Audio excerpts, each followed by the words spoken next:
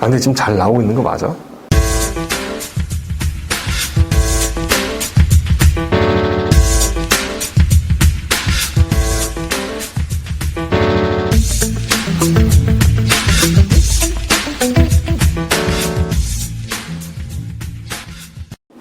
네, 안녕하세요. 저는 성균관대학교 사학과에서 박사 과정으로 한국현대사를 전공하고 있는 김상현입니다. 만나서 반갑습니다. 오늘은 대학원생들이 읽는 연구서 혹은 고전을 소개하는 역사책 읽어드림의 6번째 시간입니다. 오늘 읽어드릴 책은 바로 이 책, 빨갱이의 탄생, 그리고 부제로는 여순사건과 반공국가의 형성이라는 책입니다. 제목부터 그 위압감이 상당하다는 것을 이렇게 느끼실 수가 있는데요. 이 책은 김득중 선생님의 박사학위 논문인 여순사건과 이승만 반공체제의 구축을 저본으로 수정, 보완하여 출간한 책입니다. 기본적으로 이 책은 한국 현대사를 전공하기 위한 시작한 이런 석사 과정 학생들에게는 입문서와도 같은 그런 책입니다. 저 또한 석사 과정에 처음 들어왔을 때 이 책을 시작으로 해방 이후 격렬했던 남한에서의 이념 갈등, 그리고 우익 세력이 전유할 수 있게 된 반공 이데올로기 등을 고민해 볼 수 있었습니다. 역사학을 전공하지 않은 분들에게도 이 책은 대한민국이 과연 어떻게 형성되었는가 하는 질문에 일정 부분 답을 제공해 줄 수 있을 것으로 이제 생각합니다. 현재는 빨갱이라고 하는 용어에 담긴 적대성이 이전보다는 덜한 것이 사실입니다만 여전히 대한민국 사회를 관료하는 인식의 저변에는 반공주의가 자리 잡고 있는 것이 사실입니다. 소위 공산당이 싫어요 라는 그런 자기 변호적 외침이 신화화되었던 시기부터 남과 북의 정상이 판문점을 주무대로 만나는 오늘날까지 반공주의는 분명 실제하면서 크고 작은 빨갱이의 이미지를 대한민국 사회에 상기하는 것이 사실입니다. 오늘 읽어드릴 이 책은 이러한 빨갱이가 어떻게 대한민국 사회에서 주조되었는지, 그리고 빨갱이를 만들어낸 존재는 과연 무엇을 얻을 수 있었는지에 대한 문제를 제기한다고 할 수 있겠습니다. 그럼 빨갱이의 탄생, 여러분과 함께 간략히 읽어보도록 하겠습니다. 이 책은 한국 현대사 영역에서 연구의 대상이 되기까지 오랜 시간이 걸린 여순 사건을 집중적으로 조명하고 있습니다. 여순 사건은 1948년 10월 여수에 주둔하고 있던 국방경비대 제14연대 소속 군인들이 반란을 일으킨 사건으로 군인들의 봉기로 시작되어 이에 호응한 대중들의 봉기로 나아간 사건이면서 동시에 이승만 정부가 대규모 진압군을 파견하여 상당한 인적 그리고 물적 피해가 발생한 사건입니다. 사건의 지역적인 주 배경이 여수와 순천이었기 때문에 흔히 여순 사건이라고 불립니다. 여순 사건이 생소하신 분들에게 간략한 설명을 잠깐 드리자면 제주 4.3 항쟁, 그리고 여순 사건, 그리고 국가보안법이라는 조금은 거친 기승전결을 먼저 말씀드리는 게 좋을 것 같습니다. 1945년 해방 이후 남한 사회에 남겨진 것 중에 하나는 좌우 이데올로기의 격렬한 대립이었습니다. 남한에는 미국의 군사정부, 소위 미군정만이 합법적인 정부로 존재했던 상황에서 남한에 존재했던 좌익 계열인 남조선 노동당, 즉 남로당은 불법화되고 있었습니다. 그리고 통일정부를 구성할 수 있는 가능성이 희미해질 무렵 남한에서는 단독정부를 수립하겠다는 움직임이 힘을 얻고 있었습니다. 이러한 상황에서 1948년 5월 10일 총선거가 예정되자 제주도에 있던 남로당 인사들을 중심으로 4월 3일에 시작된 항쟁이 제주 4.3 항쟁입니다. 이로부터 4개월 뒤 이승만 정부가 출범하게 되면서 제주 4.3 항쟁은 신생정부의 정통성에 대한 도전으로 인식되었고 이승만 정부는 이를 강경하게 진압할 것을 예고하게 됩니다. 그리고 4.3 항쟁을 진압하기 위해 파병 명령을 받은 것이 바로 여순 사건을 일으킨 제14연대 군인들입니다. 즉 이승만 정부는 제14연대로 하여금 파병 명령을 내렸지만 제14연대가 이를 거부하고 친일파와 친일경찰을 타도하자는 구호로 봉기를 일으킨 사건이 여순 사건인 겁니다. 친일파와 친일경찰에 대한 민중들의 불만이 누적되어 있는 상태에서 반란군의 이러한 호소는 효과적이었습니다. 결국 군인들의 봉기는 여수, 순천의 대중들이 호응함으로써 전라남도 동부 지역에 빠르게 번져나갈 수 있게 됩니다. 그리고 진압군과 경찰이 대거 투입되어 강경한 진압작전이 전개되었습니다.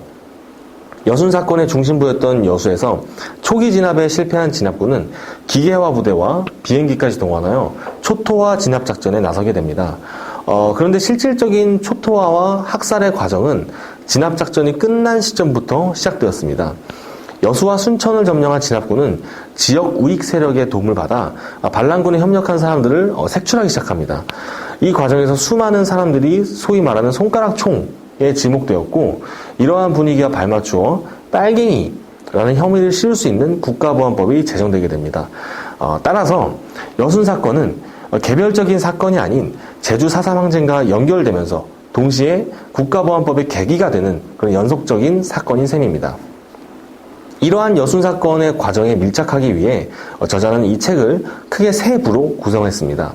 1부에서는 여순 사건의 발발과 대중봉기로의 전화 과정을 다루고 있습니다. 1부의 백미는 무엇보다 제14연대의 봉기 과정과 여기에 호응한 좌익 인사들을 조명하고 있는 저자의 서술이라고 할 수 있겠습니다. 특히 남로당의 조직과 침투에 대한 저자의 치밀한 서술은 여순 사건의 역사적 맥락을 이해하는 데에 큰 도움을 줍니다. 2부에서는 진압과 학살을 다룹니다. 이승만 정부가 느낀 위기의식과 강경한 진압으로 수렴되는 과정, 그리고 진압 이후 자행되는 학살의 저자는 분석의 렌즈를 올려줍니다. 2부에서 무엇보다 주목되는 점은 협력자를 색출하고자 했던 권력과 손가락총의 방점이 찍히는 학살의 시작일 겁니다. 이렇게 1부와 2부로 나누어 구성된 서술을 통해 생각해 볼 수 있는 것은 여순 사건의 주체의 반란군과 진압군, 그리고 지역민 모두가 포함된다는 것입니다. 봉기와 진압이라는 단순한 도식에서 벗어나 포괄적인 분석이 시도된다고 할 수 있겠습니다. 3부는 이 책의 하이라이트라고 할 수 있습니다. 분량의 면에서도 1부와 2부를 합친 것만큼의 많은 내용을 다루고 있는 3부는 반공국가 대한민국의 건설을 그려냅니다. 저자는 3부에서 여순 사건을 통해 창출된 빨갱이와 이를 발판 삼아 구축된 반공체제를 조명하고자 합니다. 저자는 먼저 빨갱이가 언론, 문학계, 종교계 등을 경유하면서 주저되었던 점을 강조합니다. 특히 여학생 부대로 대표되는 그런 반공의 양상은 주목해 볼 만한 지점입니다. 여순 사건을 계기로 소비된 수많은 이야기 중 가장 대표적인 것이 여학생 부대에 대한 이야기일 겁니다. 당시에는 목이 마른 국군 병사에게 상냥한 웃음과 볼그레한 홍조를 띤 여학생이 한 사발에 물을 건네어주고는 사발째로 물을 마시던 국군 병사를 향해 치마 속에서 권총 한 자루를 꺼내 방아쇠를 당겼다라는 식의 이야기가 만연했습니다. 저자에 따르면 이런 종류의 이야기들은 사실과 상당한 거리가 있었음에도 당시의 신문과 문인들이 이를 유통시키고 소비하도록 채근한 그런 정황들이 존재합니다. 그리고 여기에는 공산주의에 대한 경계와 반공으로의 강화를 기획한 권력의 의지가 녹아들어 있었습니다.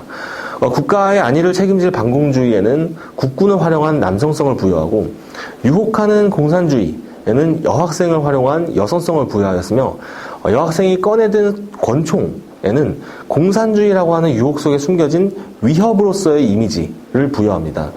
그리고 이와 같이 정부의 의지에 의해 조작되고 유포된 루머는 여순 사건을 계기로 규율된 반공주의가 어떤 형태로 일상에 내재되었는지 가늠케 하는 지점입니다.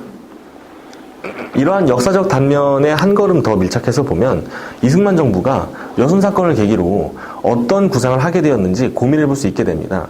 여순 사건이 발생한 1948년 10월은 대한민국이라는 신생국가가 탯줄을 자른 지 2달이 채 되지 않은 시기였습니다. 근대 국가를 구성하는 필수적인 요소가 국민임은 많은 분들이 공감하실 것으로 예상이 됩니다. 신생국가 대한민국은 이 국민을 두고 고심하게 됩니다. 제주도에서의 소요 사태를 직면한 상황에서 이승만 정부는 진정한 국민 만들기를 기획하게 됩니다. 여기에 먼저 고려된 것은 북한의 공산주의였습니다. 남한만의 단독 정부가 수립되고 북한과의 적대가 선명해지던 시기에 북한이 표방한 공산주의에 대응하고 동시에 동원 가능한 국민을 만들어내기 위해서 반공주의라는 잣대는 진짜 국민과 가짜 국민을 구분하는 경계가 되었습니다. 그렇게 신생국가 대한민국의 국민은 반공이라는 우산 아래에 존재하면서 진짜 국민으로 인정받을 것인지, 혹은 반공이라는 민족적인 사명을 저버린 가짜 국민으로 치부될 것인지 선택을 강요받게 됩니다. 그리고 이 이분법적인 경계는 여순 사건을 경유하며 생사 여타를 가르는 기준이 됩니다. 여순 사건 당시 빨갱이들을 토살하라 명령을 내렸던 이승만 정부에게 국민이라고 하는 범주는 동원이 가능한 반공주의자, 즉 빨갱이들을 제외한 순수한 국민들에 국한된 것이었습니다. 여순 사건을 계기로 창출된 빨갱이는 결국 비국민을 가리키는 용어로 자리 잡기 시작했습니다. 반공국가가 형성됨으로써 국민과 비국민이 나누어지는 과정은 이승만 정부가 택한 배제의 전략이 잘 드러난다고 할 수 있습니다.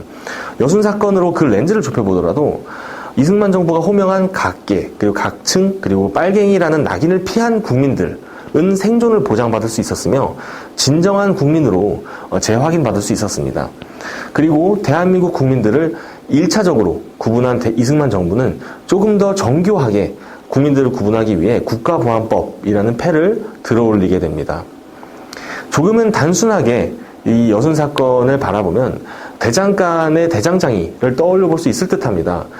대장장이가 불필요한 금속을 단조하여 필요한 금속만을 취하듯이 이승만 정부라는 대장장이가 비국민이라고 하는 불필요한 금속을 대중에 대한 억압체제 구축이라고 하는 망치로 두들겼던 행위가 여순 사건이었음을 상기해 볼 수 있겠습니다. 그리고 이러한 대장장이의 망치질은 한국전쟁에서도 반복되었음을 고려해 볼 때 여순 사건은 한국 현대사를 관료한 그런 폭력과 배제, 대중을 억압한 반공주의 체제 등의 예고편으로서 바라볼 필요가 있겠습니다. 소위 레드 컴플렉스가 만연했던 그간의 대한민국 사회에서 여순 사건은 비교적 객관적인 해석과 규명에 밀착하기 어려웠던 것이 사실입니다. 여기에는 여순 사건이 집단적 봉기와 진압이라는 단순한 이미지로 그려질 수밖에 없었던 역사적 맥락이 존재했다는 점, 무엇보다 해방 직후 좌우 이데올로기의 극렬한 각축 속에서 헤게모니를 장악한 우익의 시각과 평가만이 정통성 있는 해석으로 전유되었다는 점을 고려할 수 있겠습니다. 그래서인지 저자는 여순 사건의 역사적 의의를 반란이나 봉기 또는 항쟁 등의 용어가 아니라 여순 사건이라는 용어를 일관적으로 사용함으로써 여순 사건의 주체와 배경, 과정과 의의 등을 포괄하고자 시도했다는 것을 짐작해 볼 수 있겠습니다. 본래 박사학위 논문을 저본으로 한 다양한 연구서들은 담고 있는 내용이 단순하지만은 않기 때문에 읽기에 어려워하는 학생들이 많습니다. 그런데 이 빨갱이의 탄생은 그 내용이 풍부하면서도 읽는 과정에서 어려움보다는 이제 즐거움이 더 컸던 책이라고 평할 수 있을 것 같습니다. 우리가 발을 딛고 서 있는 이곳에는 어떠한 역사적 순간들이 스쳐갔는지, 여순 사건이 대한민국에 남긴 과제물이 무엇이었을지 고민해보는 시간이 되기를 바라면서, 그리고 즐거운 독서가 되기를 바라면서 오늘 역사책 읽어드림은 이만 마치도록 하겠습니다.